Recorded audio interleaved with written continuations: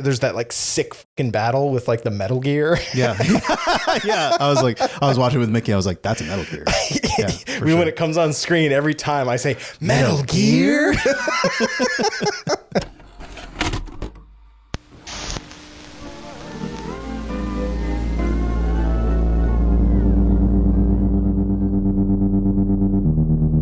What do you know about two certified bankers?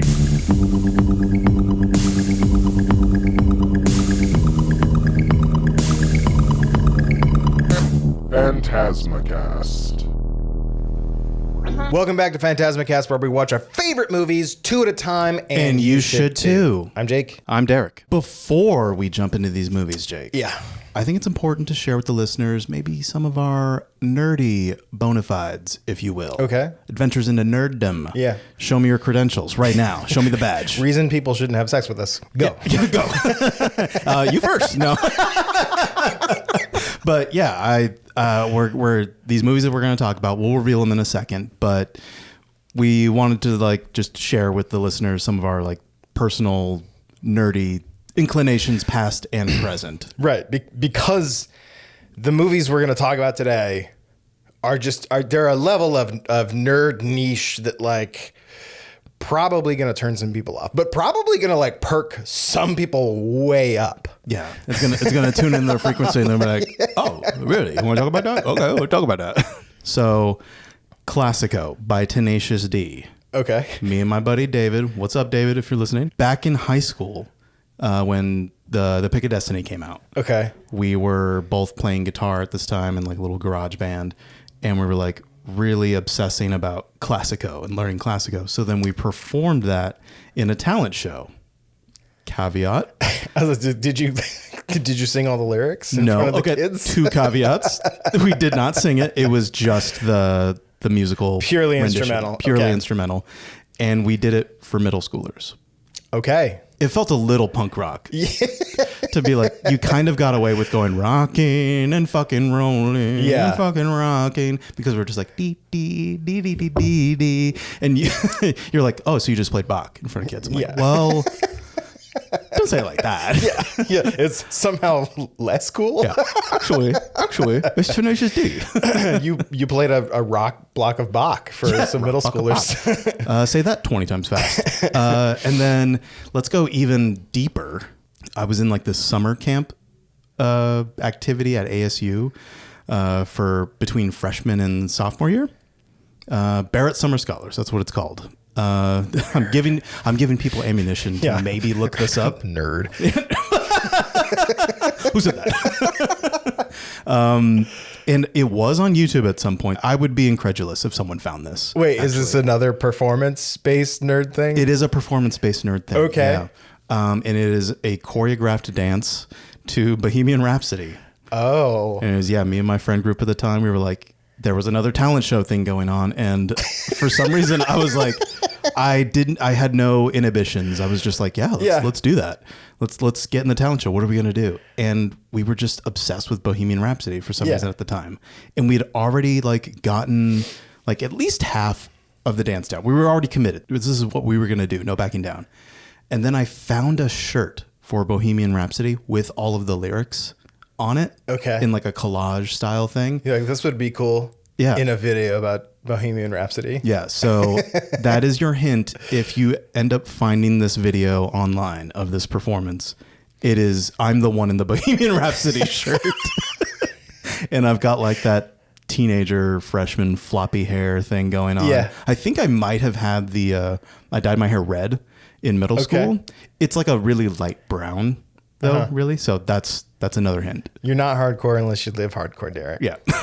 And then just current thing, my last thing for current thing that maybe listeners are not aware of is big video game enjoyer. Mm-hmm. I love that shit. I knew that about you. Yeah. I didn't know that you loved to like perform that much. And I don't know what like changed or like what didn't propel me into being a theater kid. Yeah. But I was never a theater kid either. Maybe because I was also like a skater. Yeah. And a guitar player thing at the time. I was like, that's not fucking cool. Yeah. You're like, Theater I'll kid? perform on my free time. Yeah. Those guys are nerds. Yeah. I do it for the art. which is totally like a dumb misconception that you'd have. If you like performing, go do theater. Yeah. You know, just don't be caught up in your own head like I was. I think I do regret not doing that, actually. Yeah, and I did do theater kid shit in high school. That surprised the fuck out of me when you told me about that. I was like, you were living my dream. I was in a bunch of plays in high school. I even like in my like senior year, we did like a fake like nerd. We did a what is the this is how not a theater nerd I am. What's like the theater Oscars? Is it the Tonys? The Tonys. We had our own version of the Tony Awards like in our high school. I won Best Actor. Nice. Yeah. Let's go. Yeah. Do you remember what it was for? It was a play called The Anatomy of Grey. Okay. Yeah. Not Grey's Anatomy? No. The Anatomy of Grey, because it was a town called Gray, Indiana. Oh, okay. And I played this Jewish doctor who blew into town on a hot air balloon.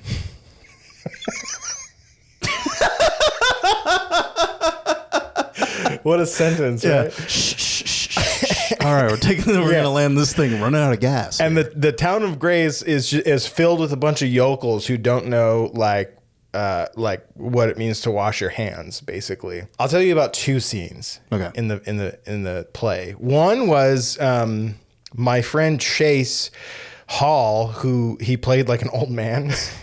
In the play, so he had like the old man like wrinkles like makeup, and he had terrible kidney stones, and so we had to do this scene where I have to help this old man pass kidney stones by like turning him upside down. Oh, yeah, it's weird. Wire work involved? Weird. No. That was all you. That was all us. Oh, okay. Yeah. he's like us because that was my scene partner you're talking about. Yes, and yeah.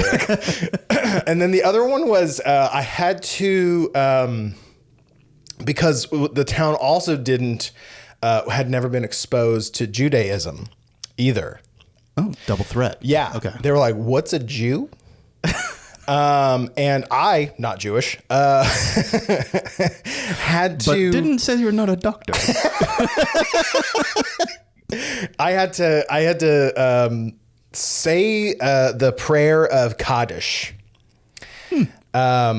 And it's like you have to speak it in Hebrew. I don't know Hebrew, and I could not memorize the prayer. Okay, interesting. I just did fucking gibberish after. I would look over at my theater teacher, and every time I would like start to veer into gibberish, she would just like put her head down. She's like, "Why can't you fucking do this?" Because she couldn't like mouth it to you. You don't know it, so you're like, "Klatu, Verata, Nikto." I didn't say every single solitary syllable, but you know.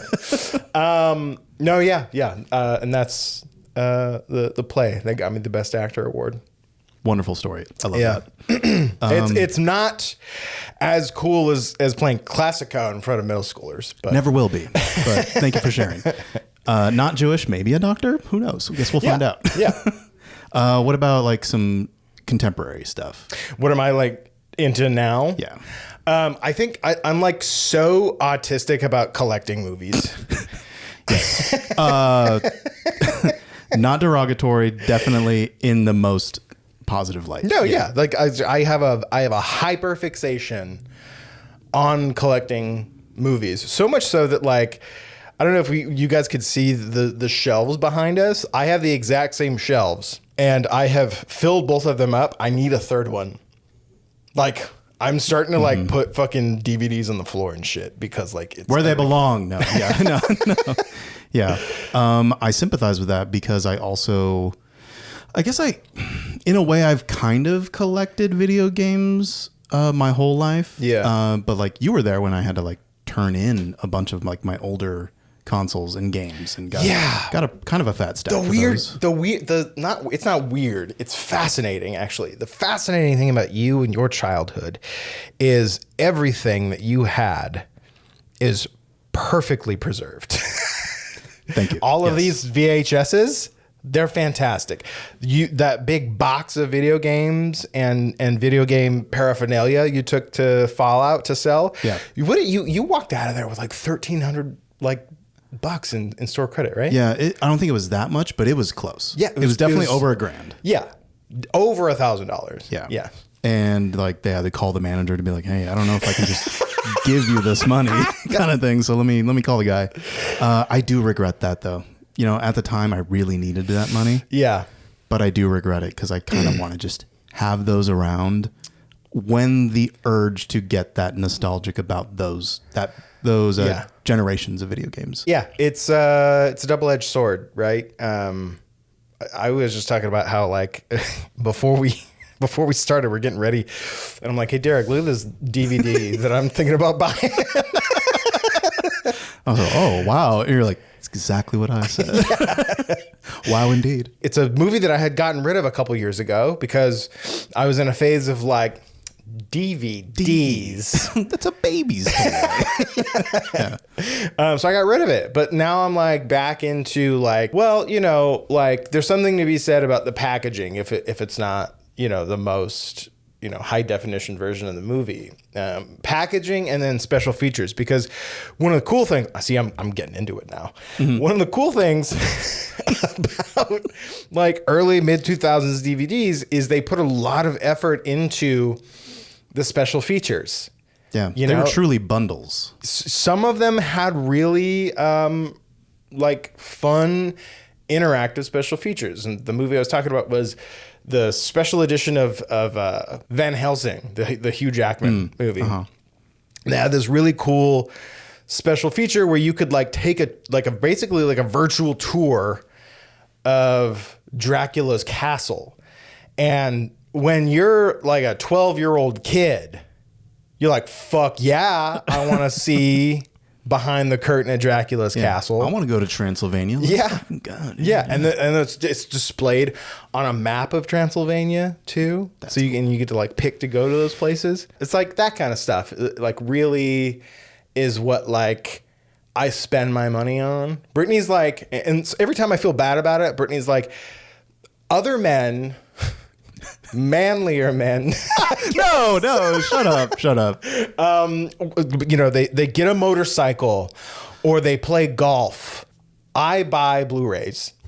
That's my thing. My thing, also Blu-rays, obviously, as you can tell. I do try to get like the used copies if I can, you know, if I'm looking to save a few bucks, but still want the itch of getting something new. Yeah. I am not above spending a ridiculous amount of money on stuff, though. Yeah. Like, when we first became friends, you were almost exclusively buying things new. Mm-hmm. And I was like, Derek, we got to break you of that. You gotta watch that. I'm like, nothing wrong. I'm still living. Yeah. Once we like looked at the financials, I was like, we sat down. I was sad. Like, Derek, you can't sustain this. You're like, listen, I'm a user too, but I'm a little bit more responsible with it. Now I'm in my era of I've got Excel sheets for this stuff. Yeah. Which makes it feel more adult. You know, you're like, look, I'm keeping track. I don't have a problem. I'm keeping track of it. You've got your like little readers you put on and you. Yeah. Well, see if I move the decimal, or carry the 7. Yeah, I think I can get that Van Helsing DVD. It's just a fun hobby, I think. I think it is. Yeah. Especially when you get into the realm of like, now you're working with like out of print stuff. Yeah. And that's the tell. Yeah. If someone starts talking about, oh, well, this is out of print, boom, they just confessed. Yeah. They're a user. They're a user. We prefer the term collector.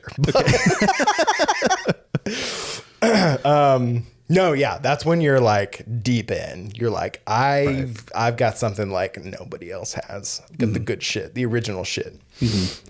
Speaking of the good shit, time to talk about the movies of the day. Yes. Yeah, so today's movies are 1995's Ghost in the Shell and 1999's The Matrix. So we're going to start off with Ghost in the Shell. Okay, let's do it. In a world where human minds inhabit synthetic bodies, cybernetic officer Motoko Kusanagi hunts an emergent AI hacker known as the Puppet Master. The investigation forces her to question her own humanity, culminating in a choice to merge her consciousness with the AI to evolve into something new.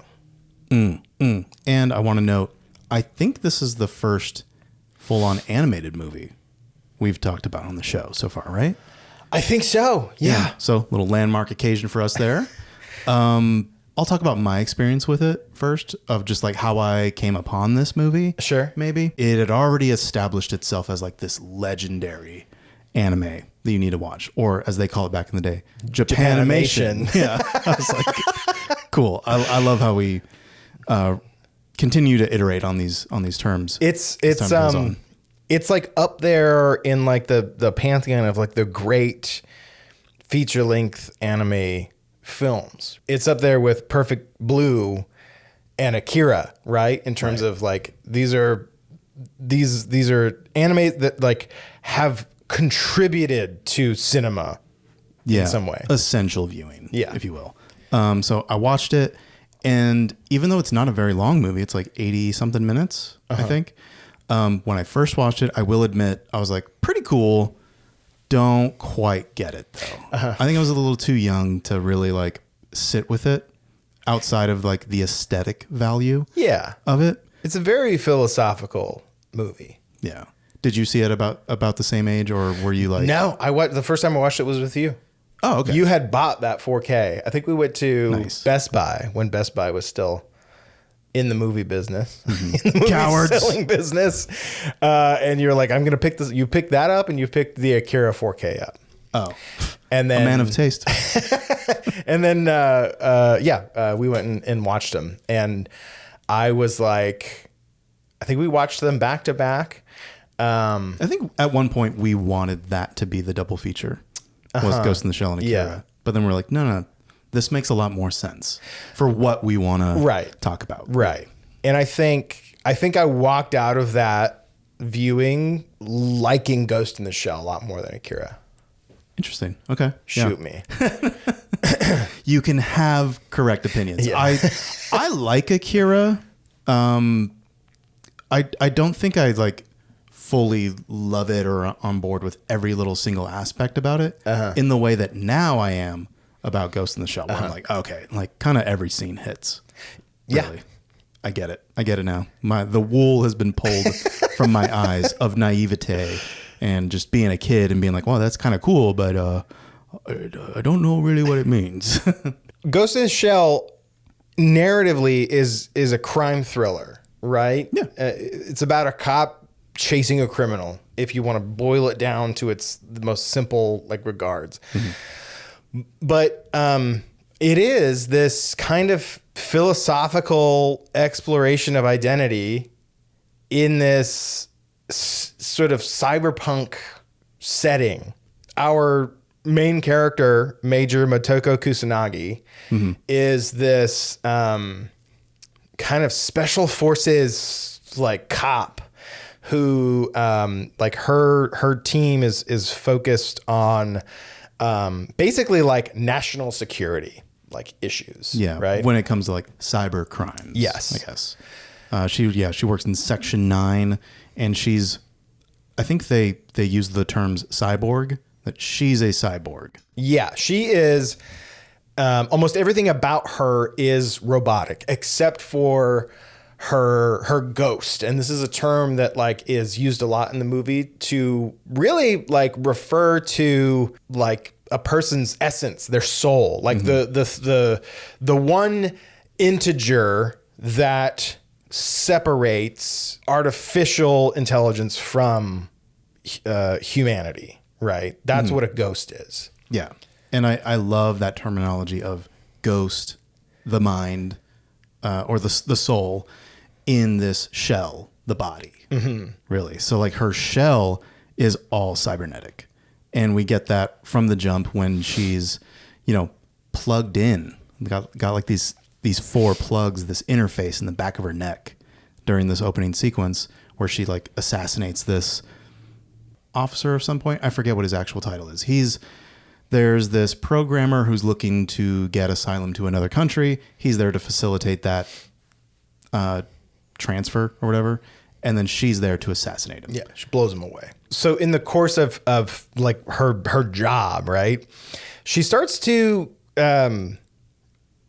really like question her own humanity. It's this thing that you kind of see a lot in stories about artificial intelligence, where she's like, am I real? Am I a real person? And she has these conversations with her partner, Batu. He tells her, it sounds to me like you're doubting your own ghost, And so she's in this kind of space where she's wondering, like, have I either gone too far, or was I always this artificial person, Right. And that's who she is going into this new case, right? Where there's this international cyber terrorist called the Puppet Master. Tell us about the Puppet Master.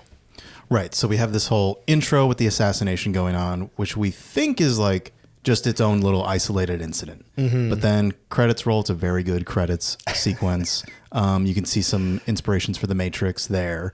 We'll go into it. But then the first like instance that really kicks off the plot is this interpreter has been ghost hacked, is what they said. And like, oh, we believe it's the work of this puppet master entity. And we see them like examining the interpreter and going through her ghost, which they have her like brain in this like casing outside of her head.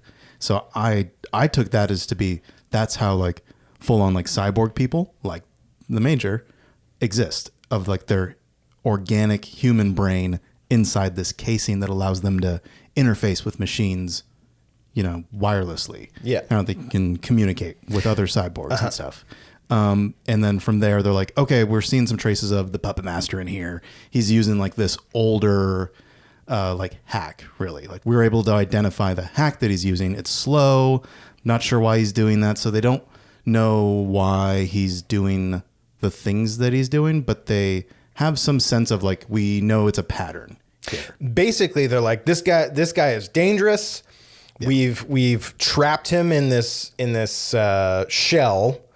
But he's somehow he's pulling strings in other places, right? He's getting other people to kind of do things for him. Yeah. They don't have him per se, but they've got like his fingerprints really on this. They're like, this is the Puppet Master work. We still have to find them. We need to find like a more recent, or like more, I guess there's been too much time that's passed where he's gotten away. These are just the breadcrumbs that they're following at this point. And there's this really interesting sequence where, they're tracking him down, or who they think he is, Yeah. And it's this garbage collector guy. I love this guy. And he's just like, yeah, like this guy I met in the bar like told me like a really easy way to basically stalk my wife who left me. Yeah, he heard my sob story and just gave me some tips. Yeah, that's how we got this. And so he's like stopping at these like phone booths on his like route, which is allowing the Puppet Master to do, I don't know, some cyber crime shit. But what's really interesting about him is like that guy. That his sob story is a simulated memory that the Puppet Master gave him. Yeah. And it was so real and convincing to him that when they catch him and they're like, listen, buddy, we went to your apartment. No one lives there. Yeah. And he's like, but no, but I told you my wife left me. Yeah, I've just been living in there after the divorce. Yeah. And he's like, you've lived there for 10 years, dude. Like, so the memory, the fake memory that was implanted was so realistic. Like it really upset him that like he's being confronted with a reality that isn't, the thing that comforts him. Really, Right. And that's tragic on its own. Yeah. I think the even more tragic layer to that is that you learn that those memories can't be removed. You can't get your old memories back. They're just there. There's like a little subtle like flavoring to that scene that is a little bit different in the Japanese version versus the English version. So I think you watched the English version, I believe? I watched the English version, yes. Okay, cool. So we'll mostly base it off the English version. So the English version, he says, we don't have the technology to do that, basically. I'm sorry. Also from that same sequence is we learned that this thug or like the guy that was helping him. Yeah. Because he's like, I gotta go warn the guy that helped me. I gotta go warn them. They're onto us. He's driving up to him and this guy's using the phone in the same way. He's got like this little card that he's interfacing with to hack into like important individuals. I think that's like the overall goal of the puppet master using these people. Yeah. And as he's driving up, it's this fucking great sequence of, it's like so still. It feels like a Western, really, of him like silently hacking into this phone, but then he hears like cars approaching, and it's the garbage man. He's like, they know, and you see his like cybernetic enhancement of like zoom into the garbage man, and then go and stitch over a little bit, because then you see the major, and like pulling out her gun or like aiming it right at him, and he's like, oh fuck, I'm fucked, basically. So he like squares up and he like puts his cloak back, gets in stance, gets his gun out, and he has like these armor piercing bullets that shouldn't be in the gun. That's a big deal. They go so hard. I love that shot. They go so hard that it like pushes him back a little bit. Yeah. Like he has to like strain against the fucking propulsion of the bullets. Yeah, I love that there's so much detail in that sequence that really makes it really memorable and really like stand out from other animations. There's so much detail in this whole movie, right? Like if you look at the backgrounds and you look at these like cityscapes that it presents you with, painstaking detail to like create this world that kind of like, it's kind of like our world. There's a little bit that like is familiar about it, but it's a world that's moved on from what we know. And I think it's really there to kind of unsettle you a little bit, right? To see like, here's a version of the future that like is defined by urban decay and how, you know, like there are like advertisements on literally every available surface of this city. And, you know, it's just very off-putting how detailed the backgrounds are in this. But I digress. No, I love that detail, because then it's like all of the public spaces are just filth, are just dumping grounds for trash and waste, and it's decay. But the ads, all the technology there is new, is pristine. Yeah. That's what we care about. You know, it's in this transitionary period between decay of the old and the rise of the new, and kind of the new being built on top of it. There's a shot where it looks over at this like big kind of skyscraper building thing that they're building, and there's scaffolding all over it, and it kind of looks like they're just building onto this old like kind of temple thing. And I don't know, like that's really off-putting to me, of just kind of like saying, fuck the old world, we're just going to build on top of it, which is what like today is. We've built on top of like the old world already. And so it's just kind of like these layers of like mankind kind of like really reliving all of these moments in time. It's a visual representation of how the Major's feeling about herself. Yeah. Like, was there an old me that has been built on top of, or am I just that top layer? Yeah, that's good. That's good. The puppet master says at one point, he said, man is an individual only because of memory. Computers have given rise to a new system of memory and thought. And that's why that whole sequence with the garbage driver and then like the thug, it turns out the thug has implanted simulated memories. That's like, where I was just going to go. Yeah. Yeah. He thinks he's the puppet master. He thinks he's the ringleader, but he's really just another puppet. Right. Yeah. And so that kind of, triggers the Major even more. Right. 'Cause she's like, what if everything that I thought was real about me is really implanted? Yeah. This guy was willing to die. Yeah. He put up a fight. Like he believed he was the puppet master. Yeah. I believe I'm this person, the Major. That idea is reinforced by the people that I work with. But how do I know that they don't have the same like implanted idea of me and these memories are false or whatever, you know? And that's what really kind of pushes her into, an obsession with the puppet master, more so than like solving the crime. She kind of just wants to like have a conversation with the puppet master. She wants an answer. Yeah. Not like justice. Yeah. Really. It's not obsession in the way that I think we would think of when it comes to like American crime thrillers. It's not like, oh, I got to do the right thing. There's so many people on the line. There's so many people's lives on the line that I need to save and stuff like that. And it's ruining my marriage and stuff like that. It's like, I'm having an existential fucking crisis. And I think this person might have the answers that I seek. Mm-hmm. And it just so happens that I happen to be going after them. So good. I'm going to leverage that. And that's what makes this movie and eventually when we talk about The Matrix, why, like it is a movie about identity. Completely. I think so. Yeah. When they finally have that first conversation with the puppet master admits, I'm not really a person. I'm not a ghost, but I'm also not really an AI. Like I'm something more, right? And you had an interesting theory about like how that's so. Where we're at right now in like the story, it's kind of close. It's really close to the end. There's not too much that happens. Yeah. Like we've kind of covered the major beats. This next major beat was the puppet master has been put in a new shell of like this blonde woman.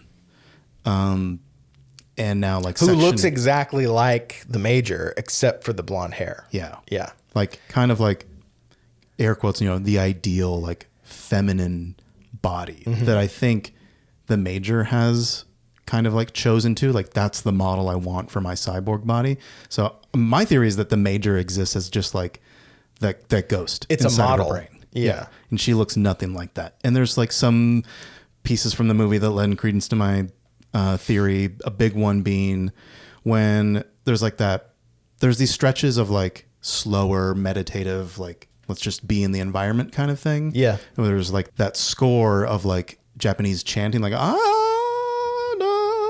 and she's on this ferry in the canal and she looks up through the windows and sees someone who looks just like her at a dinner table. And she feels someone looking at her and like looks down and makes eye contact with the major. And she is kind of like taken aback of seeing herself. So that could be read as like, that's a memory of her.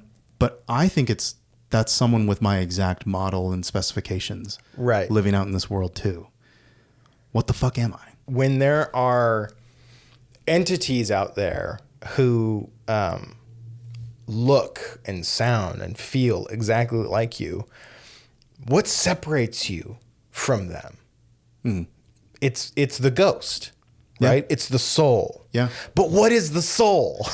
And she has like ideas about this. There's like that conversation that the major has with Batu on the boat. Yeah. After she went diving, and he's like, "Why would you dive? Like you're a cyborg. You're gonna sink. Yeah. You're like really playing with your life here." And she's like, "Get out of my business," kind of thing. Like I just like doing it.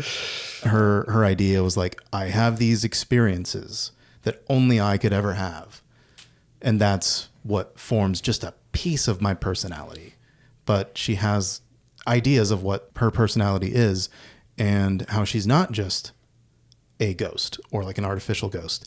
But then we have the puppet master show up to be like, I am neither of these things. I am, you may call me like a rogue artificial intelligence, basically. So my theory about that is the puppet master, as we know it, as spoken from when the puppet master starts speaking directly, is that this is either the ghost of a real organic person or is a copy of a copy of a copy of a copy of that ghost, and has been so diluted through this process of being, I don't know, amalgamated into the digital world that they now believe they're organic. Yeah, because when you think about like AI, right? AI is all it is a network of computers, and so it's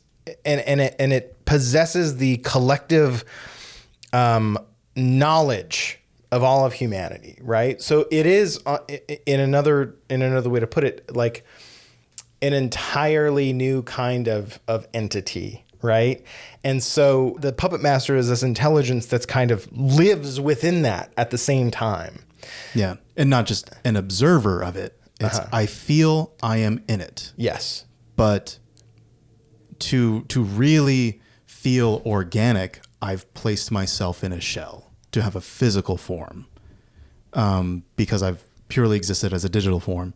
But I think something that really complicates this is that scene with Chief Aramaki, the Section 9 leader, so the Major's boss. Uh-huh. There's this scene where he's observing a helicopter land and this like tall, mysterious figure get out and start to approach like these government officials. The Major and Aramaki are discussing the Puppet Master, like what they believe he's really like. And this is like right after the garbage man and the ghost hacked thug incident. Is like, what do we think this Puppet Master is really like? Like, how do we get in the Puppet Master's head? And Aramaki says something to the effect of like, I think he's a puppet himself. And that figure stops approaching the government officials and does like a little knowing like look, as if they heard it. Yeah. As if they're tuned into this transformation. They're all knowing, they're everywhere. But it was a physical person, and we never see that physical person ever again. And there's all this intrigue about like what Section 6 wants from the Puppet Master, or whether they in fact made the Puppet Master, right? And this really ties back into the beginning with that programmer who was trying to defect, seek asylum. He's like, I need to get the fuck out of here. Yeah.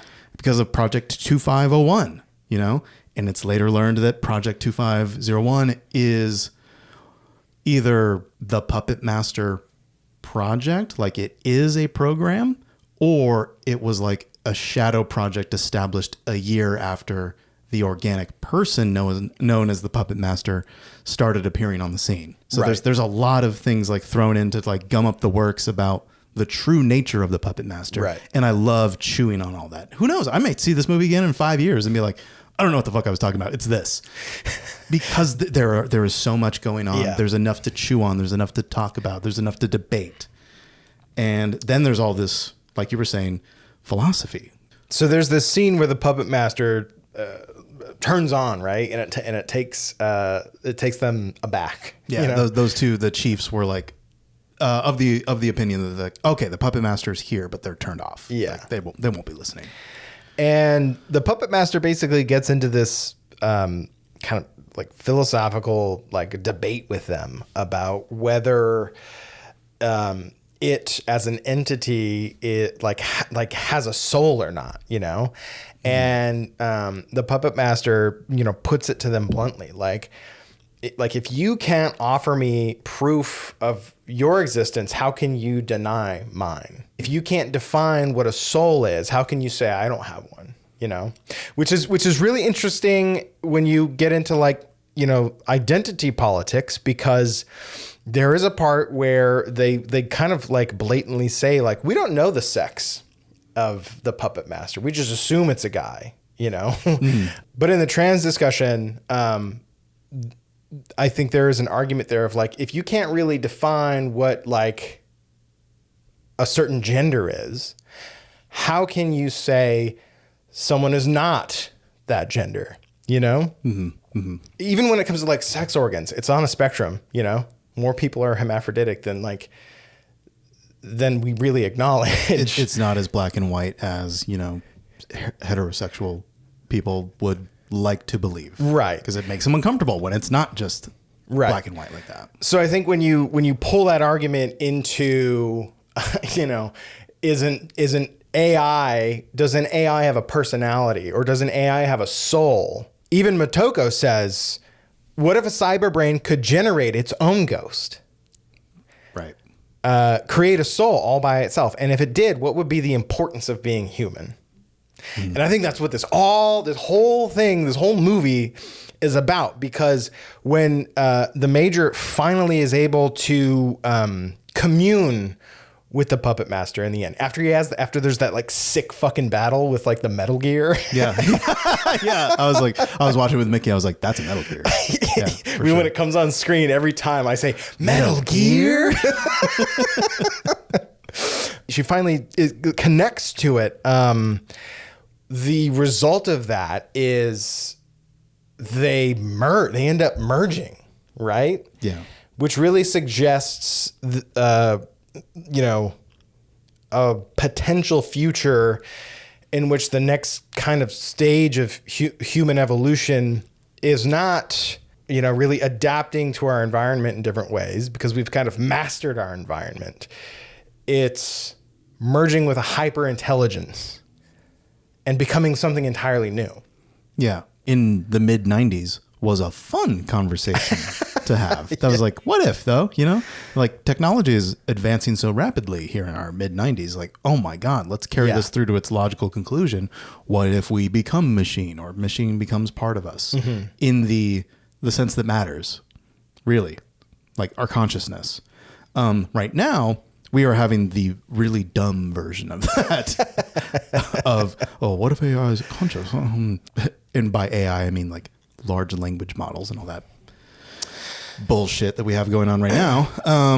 But in terms of the movie, the Major's like decision to merge with the puppet master, or at least this entity known as the puppet master, comes off as way more profound when we factor in her, back and forth on what she perceives herself to be, of what the self really is.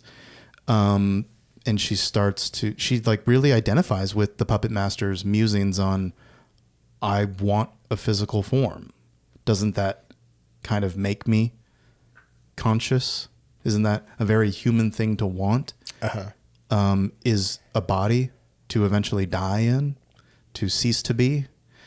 And I think it's really poetic, because the first couple times I watched it, I'm like, I don't know why the Major goes in there on top of the tank, on top of the Metal Gear, to like try to pry it open, and completely ruins her shell in the meantime. Like her arm gets torn off, one of her legs gets torn off, her shell basically becomes useless, and the Metal Gear's the Metal Gear thing, the tank. Sorry, we don't want to get them sued or anything. The tank thing like picks her up by a claw and crushes like her eyewear, her interface that she was using to like go invisible, the thermoptics thing. Yeah, it's about to crush her face before Batu gets in there with the big gun. Yeah. That is an English translation thing that I do love. Yeah. Like, what did you use? Your standard issue big gun. Yeah.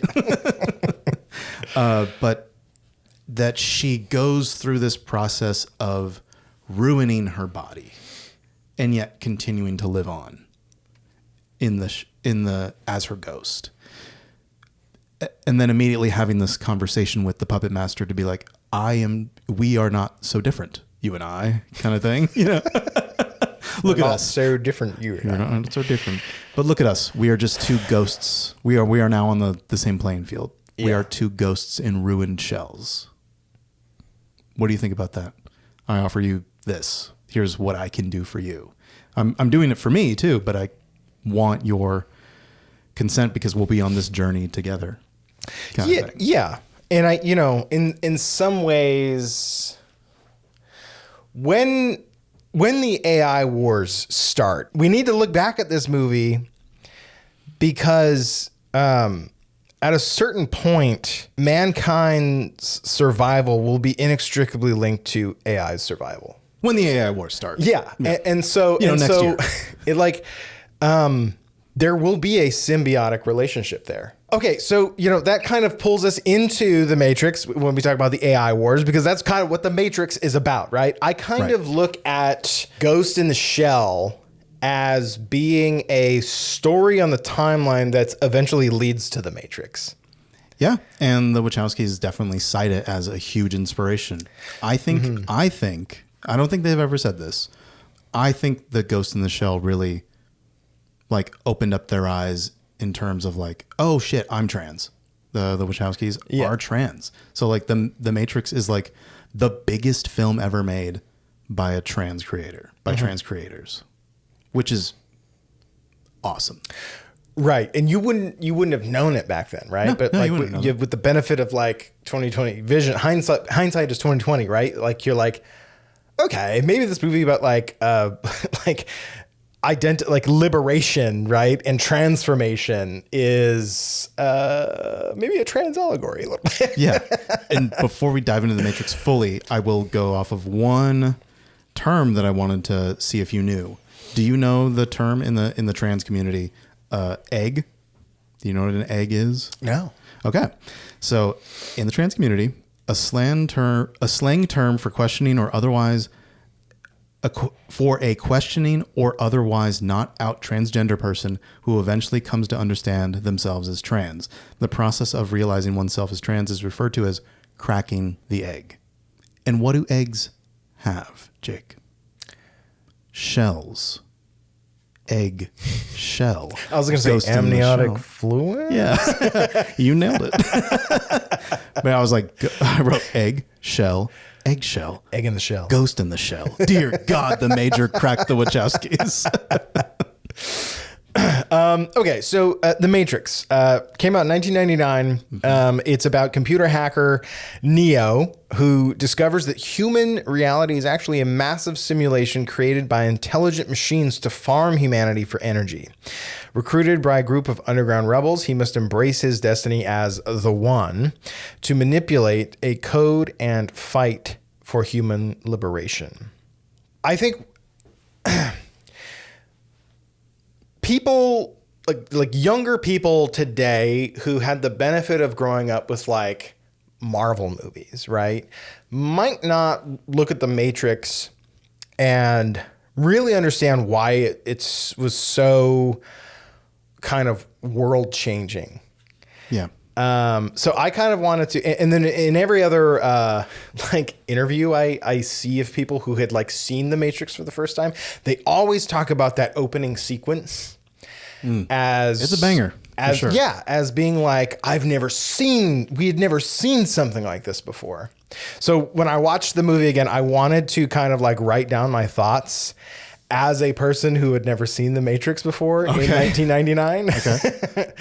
We'll see how well this plays. Be warned, this guy won an acting award.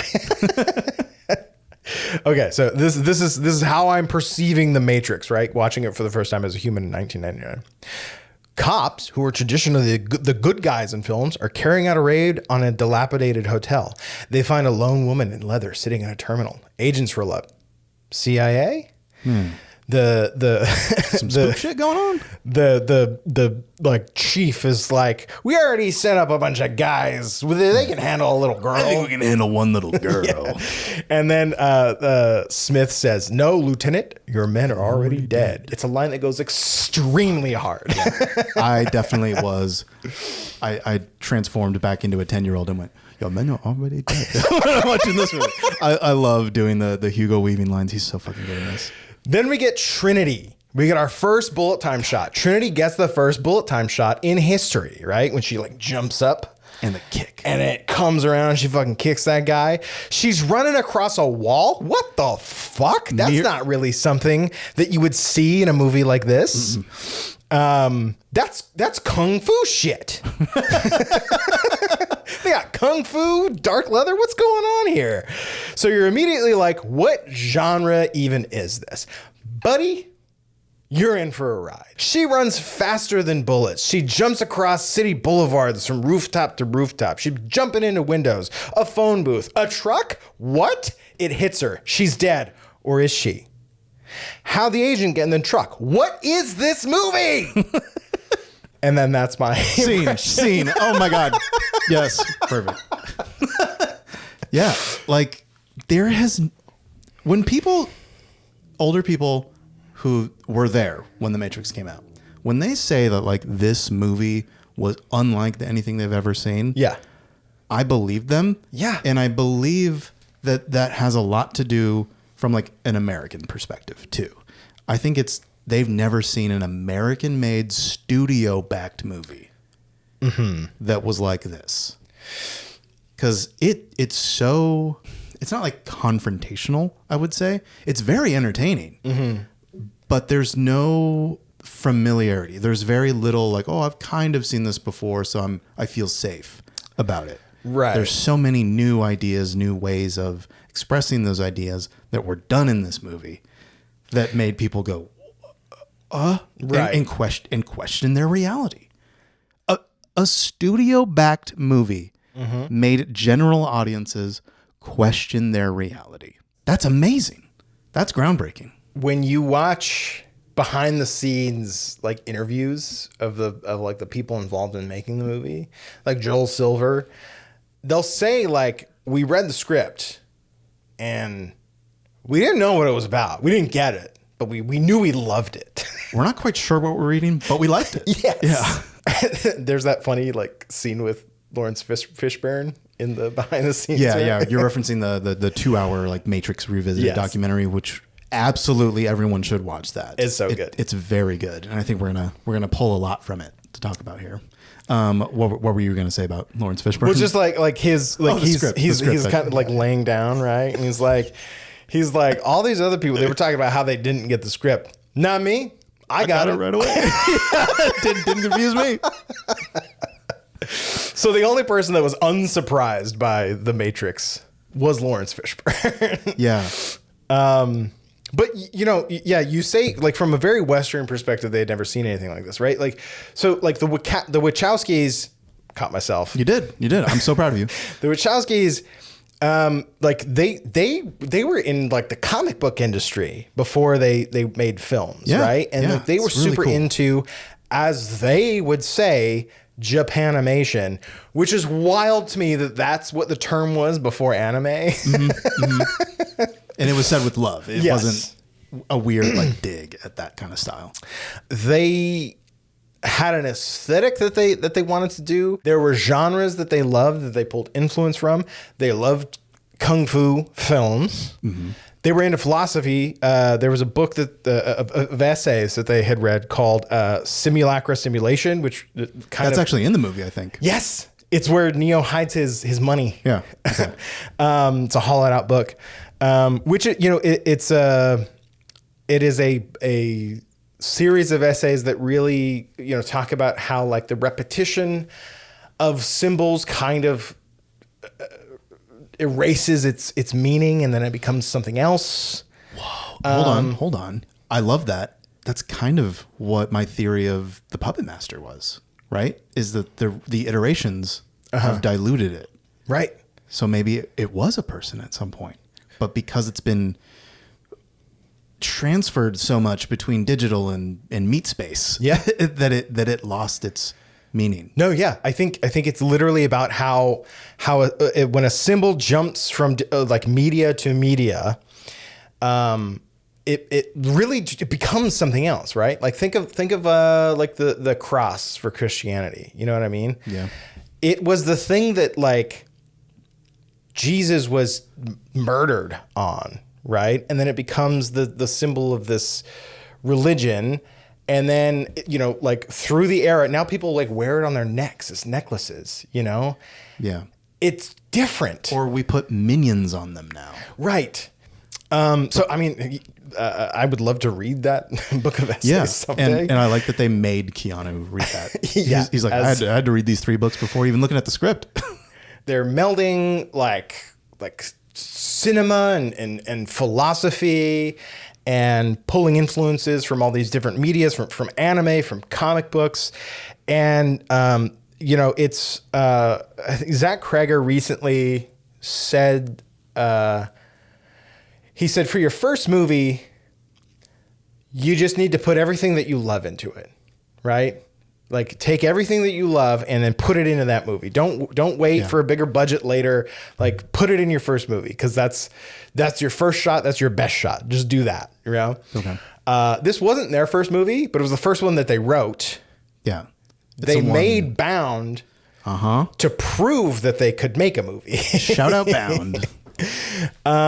So yeah, I think that's what's cool. So you have these young minds who really are like, they're the first ones to think about putting all of these different things together. And that's what makes it this truly like original work, Yeah, it is not a simple copy paste job of like, this was exactly how it was in the Ghost in the Shell, for example. We're not implying that at all, but there are some heavy inspirations from it. Mm-hmm. Like the Ghost in the Shell, the opening title sequence has like these green phosphorus, like digital text scrolling across the screen. And they're like, okay, digital rain now. We've got like different characters and stuff in it for the Matrix. Oh yeah, like that like the like DOS like text-based operating system screens and the green glow. Yeah, definitely 100% influenced by interfacing with a machine from like the base of the skull back in the neck. Ghost in the Shell, man. It's crazy. But Man, The Matrix. I think we would kind of be wasting our time and everyone else's time going over like the plot beats of this, really. So we're kind of taking a step back, talking about the behind the scenes stuff, or just like the ideas. It is a movie of ideas, right? And basically, if you pull anything from the plot, it's that Neo is a human stuck in the Matrix, stuck in this simulation, and then he's woken up and sort of rebirthed into the real world. You know? Yeah. When he's like, oh, my eyes, I can't. Why do my eyes hurt? You've never used them. Yeah. That line also goes hard, dude. You know, it's about breaking free from a false reality, right? And that is why it's also viewed as a trans allegory, right? It's you fooled yourself as the egg, right? Into believing that you are this thing for so long, and then you wake up to who you really are. Yeah. Just to get along with society, to get along with the Matrix. To play by the rules. To fit right in. Yeah. To not cause too much of a fuss. Talk about fitting right in. One of the great things about the costume design, when in that one scene where Neo, or Mr. Anderson, at this point, you're dead naming him now. Yeah. But no, really, that is what it is. Is in the right. That's another kind of layer of the trans allegory. He's in his like office building at his job or whatever. He's getting chewed out by his boss or whatever. They intentionally gave him like an ill-fitting like suit, a suit that was maybe a little too big for him. Yeah. To give this like very subtle sense that like he doesn't fit in here. Yeah. You know? He's kind of just sleepwalking through his life. And he doesn't have the language or the ideas to fix what's wrong, but he knows something is wrong. He knows something is off. And trans allegory. Trans allegory for sure. And that's why Lily and Lana have come out now. They're trans. And they're like, oh yeah, this was definitely a trans allegory. And it was planned as a trilogy. So anyone who says like, oh, like the sequels are pure cash grabs, that's a bad faith argument. They've had this idea. No, they wanted to make all three. Yeah. But, you know, filmmaking at this scale is expensive. It's a gamble. And they were just willing to like, let's just do the first one. Let's do the first one, then we'll talk. And it became a massive success. So they said, okay, go ahead. Yes. Yeah. 2 and 3 at the same time. Let's do it. You know? But because, again, we'll circle back to Bound. Because Bound, they were like, okay, I know you want to make The Matrix. This is your baby. You've been thinking about it for so long. How do we know you can make a movie? And they're like, here, Bound. And everyone's like, God damn it, it's fucking good. Like, all right, so they've got the talent. They're like, can you get us Joe Pantoliano again? Please? Yes. Or rather, he was like, please let me be in The Matrix. I fucking love him as Cypher. He has that ability to turn on the charm and turn on the smarm too. Just go right between those two. And I love both of them. You know, that fake little chummy thing that he does with Neo of like, yeah, I don't even see the code anymore kind of thing. Like, let's have a drink. And then the way he's like, well, Trinity, you never brought me meals. And his whole philosophy of talking to Agent Smith before he betrays everyone is just like, I know this is not a steak. This is just the Matrix. When I put this in my mouth, the Matrix will tell me that it is juicy and delicious. Boy, ignorance is bliss. Yeah. What is so potent about him as a character? You can't really say he's wrong. No. Because so many of us would, in our heart of hearts, would choose the blue pill. And not even like consciously. I think a lot of people do that. They may know the world is fucked up or that we do fucked up things all the time and that the government lies to us. And that's, Jesus. That's the thing I hate about The Matrix now. I'm gonna go off on the tangent now. I'm gonna go off the tangent right after I finish this thought of they know they are being deceived in many ways every single day. And they choose to go, I'm just gonna do my own thing. I'm just gonna not stand out. Just be a person, be a cog in the machine. That's fine. Well, I mean, it's human nature, man. people, when they're confronted with scary things, we don't want to do that. We want to feel safe. We want to kind of subscribe to a reality that is, it may suck, but like, at least we know the variables. You know what I mean? Mm-hmm. And then when you take the red pill, like, look at how they live. They're constantly being hunted. They've got to eat fucking slop. Who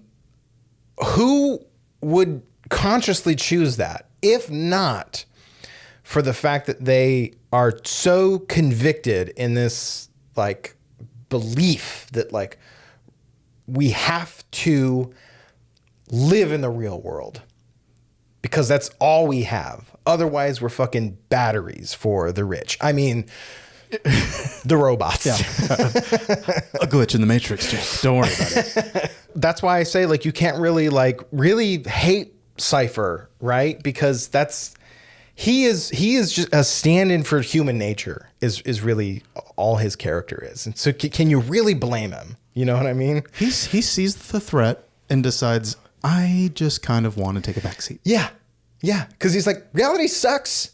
I could be rich in the Matrix. Yeah. The thing I really hate about how people talk about the movie now is that whole red pill, blue pill dichotomy now. Yeah. It's been co-opted by the alt-right. It's been co-opted. It's been diluted to be this like, wake up to all the lies around you. Right.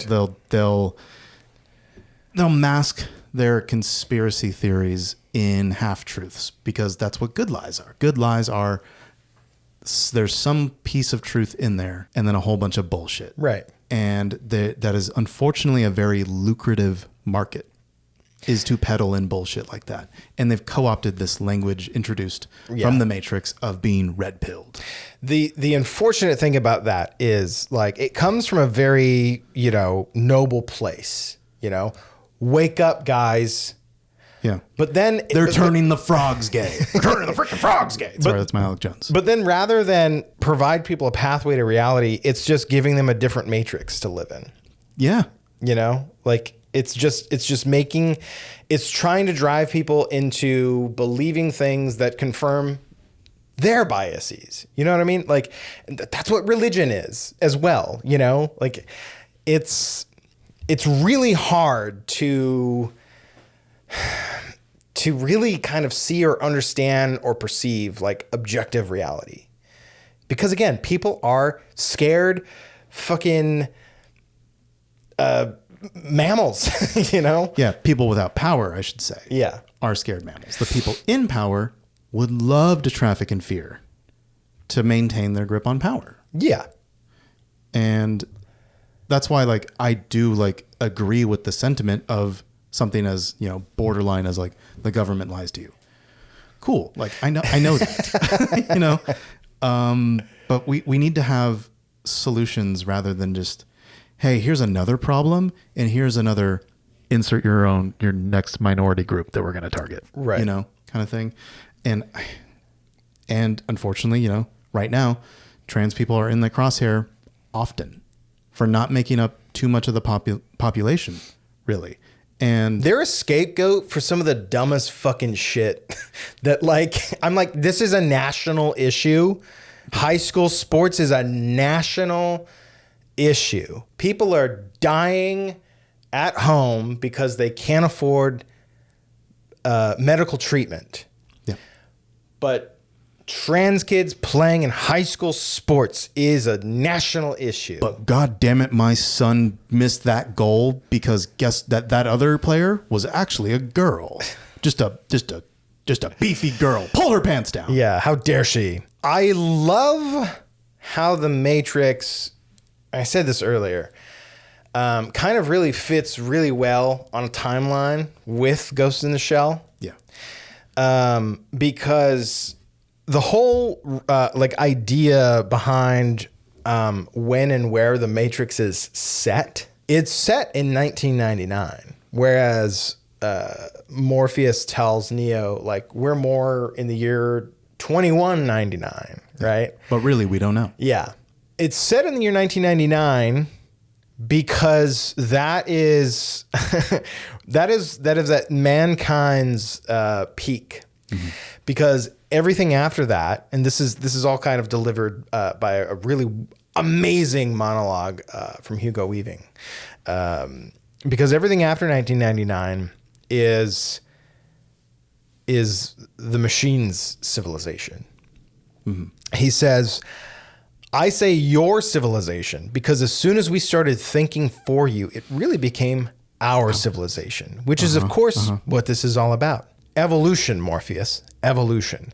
Like the dinosaur, look out that window. You had your time. The future is our world, Morpheus. The future is our time.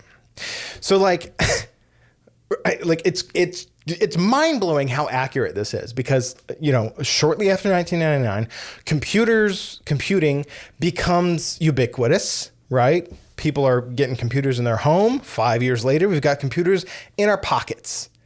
Yep. Another 10 years later, we have computers that can not really think, but they can get really good at predicting language models, right? And then shortly after that, I watched this documentary, the AI doc. I think you should definitely check it out. Okay. But basically, it's this guy who he found out that his he and his wife are pregnant, and he's like, what kind of world is my son gonna live in? Because at the same time, he has anxieties about AI, like a lot of us do, because it's all we ever fucking hear about on a daily basis. And so he went and he did all these interviews. He interviewed doomers who are basically subscribed to the idea that AI is going to either destroy the economy or destroy us as humans, enslave us as humans, like that. Yeah. Then he interviewed people who were like, no, AI is going to it's going to truly liberate us, right? And so I'm watching this, I'm a very anti-AI person, but I kind of was convinced of some of these things. Then he talked to people in the middle who were like, yeah, AI is going to change the world. It's going to change humanity's course. Literally, someone in that documentary suggested that not only is AI this thing that will help us solve so many of the world's problems, but it's probably also the next stage in human evolution, which is crazy when you look at Ghost in the Shell, right? Probably they've seen Ghost in the Shell, and that's where they're getting these high-minded ideas of what AI could be capable of. But in the meantime, we are bearing the brunt of a bunch of dog shit, almost nonstop flood of dog shit. In the meantime, of those immediate after effects of people losing their jobs because, that shit's been automated already.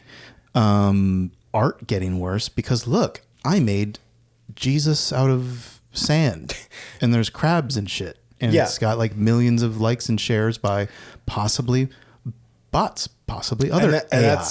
And that's part of the peril, right? I think the end of that documentary basically was we need to, as a race, really, we need to mature a lot in order to responsibly use the tool. Yeah. Or else we get the Matrix, right? Mm-hmm. Where it does learn from us. It does learn our paranoia and our fear and our manipulation and our violence. And then it uses it against us. Or our insatiable need for competition and dominance. Yeah. And it just does that. Yeah. To us. And that's why these movies, we need to learn from these movies. We need to learn from art a bit more, right? Yeah. And stop thinking about it made the fucking number go up, dude. That's good, right? It's good. Number go up.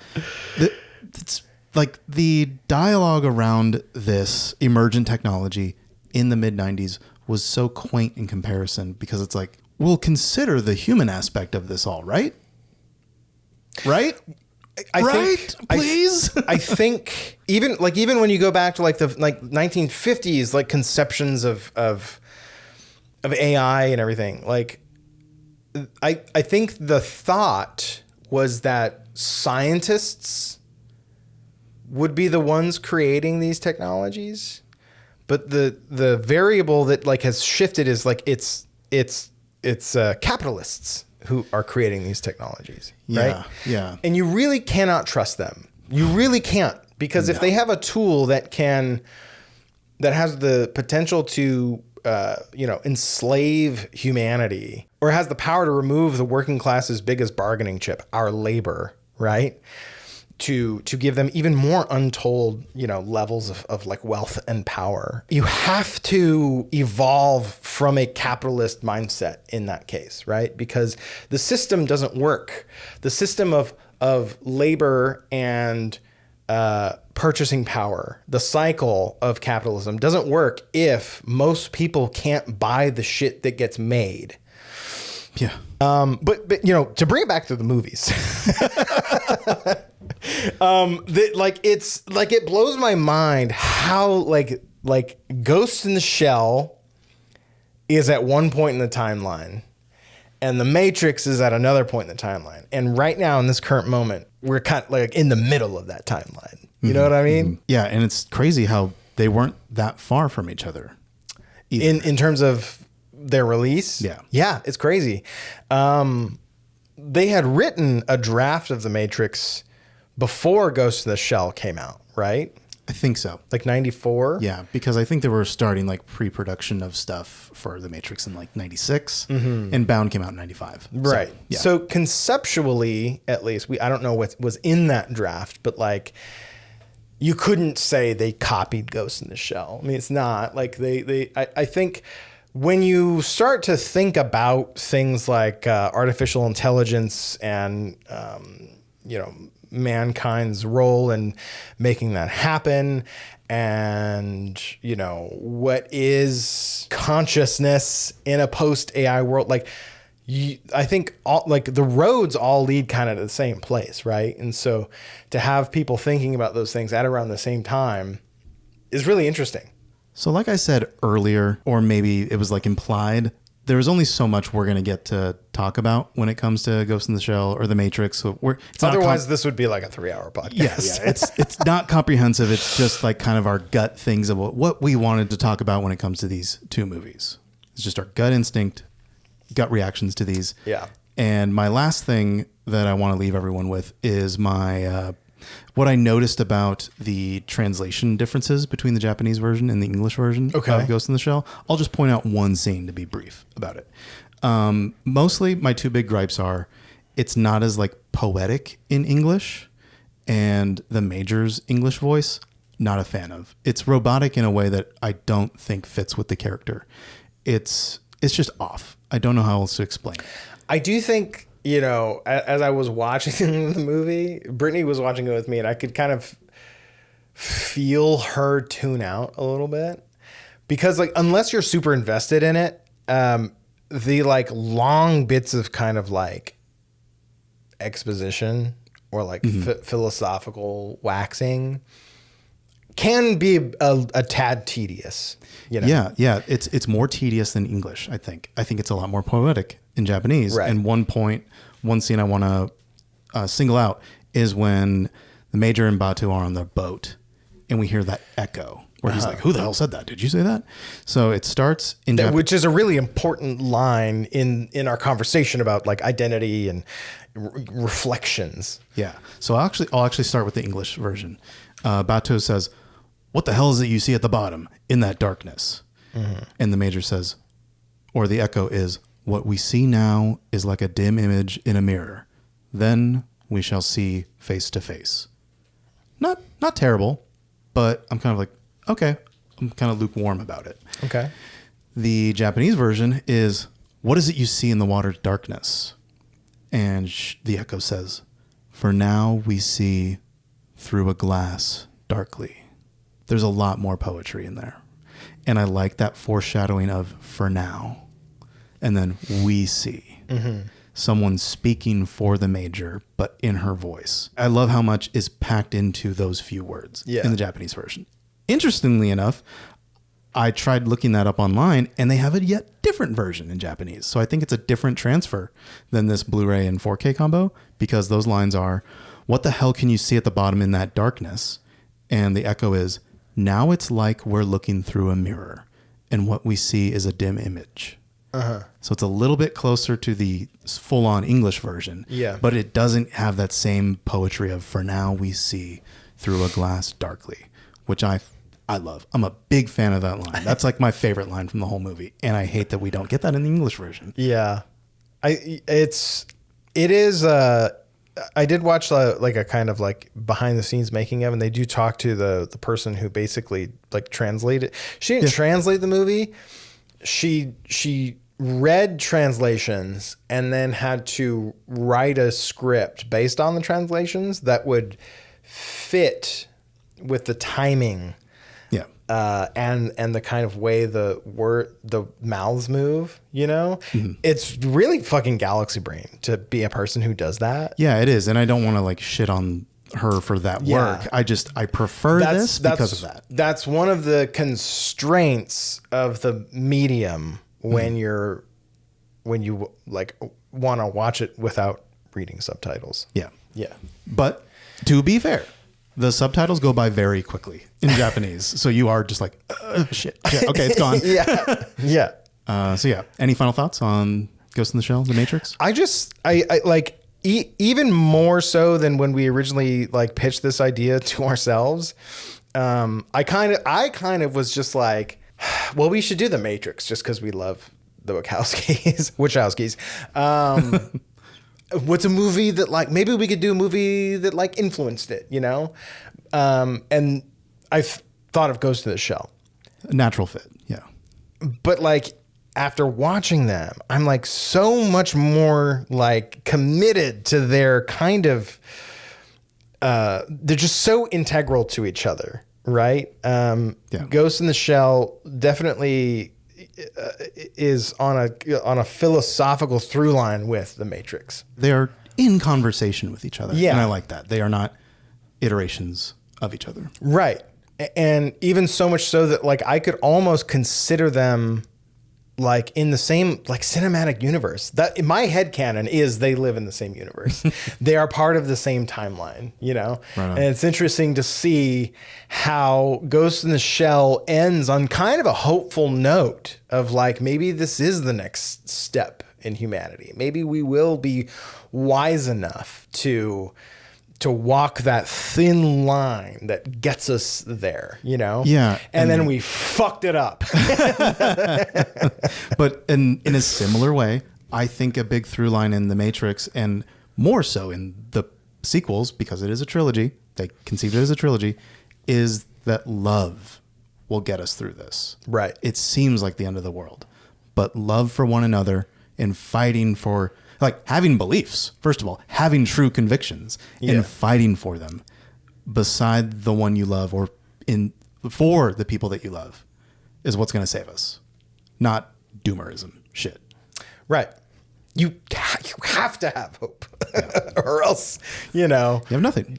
Go take the blue pill, man, I guess. If every day is an apocalyptic day, then what's an apocalyptic day? But yeah, that's it. Go watch these two movies together. Come up with your own thoughts. Let us know what you think. All right. See you next time. Bye.